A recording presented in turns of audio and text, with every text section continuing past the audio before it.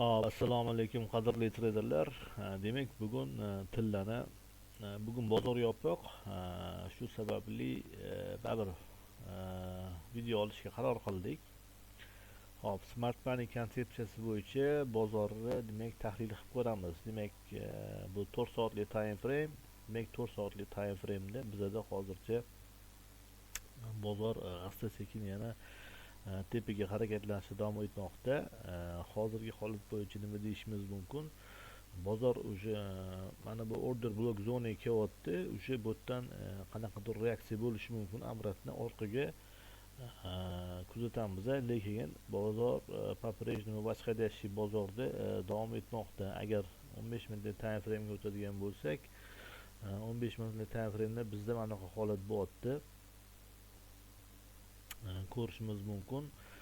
Demak, ichki struktura bo'yicha bozor hozircha o'sha boshqadagi divizion davom etmoqda. Lekin orqaga razvorat bo'lishini oldindan aytish qiyin. Shu sababdan bu narsa deyishimiz hozircha noma'lum. Bozor yana hozir o'sda davom etishi mumkin va orqaga qanaqadir razvoratning struktura yasaydigan bo'lsa, o'sha yerdan taxminimiz bo'yicha bozor yana mana pastdagi likvidlarni yechishga qaytsa kerak. Uning uchun demak hozircha kuzatamiz. Endi покупкаga kirish uchun qanaqa holat bo'lishi mumkin bu yerda? Masalan, hozir o'sha dushanba kundan bozor ochiladigan bo'lsa, tepa yurgandan keyin ozgina orqaga korreksiya qaytgandan keyin mana bu zonalardan yoki pastroq zonalardan bozor kelgandan keyin tasdiq bilan yana bozorga qo'shilsa bo'ladi. Lutchi покупкаga chem hozir продажаga kirgandan ko'ra shunaqa holat. Lekin ehtiyot bo'lishimiz kerak.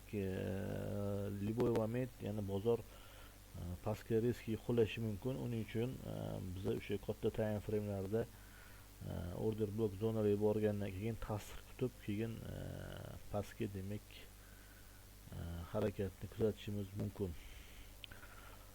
Hop, eslatib o'taman, bizda onlayn offlayn kurslar ochilgan. Mana ko'ryapsizlar, Elliot to'lqinlar bo'yicha GAN sistemasi bo'yicha va mana Smart Moneylar bo'yicha ham bozorlarni qo'ldan kelgancha professional tarzda tahlil qilyapmiz.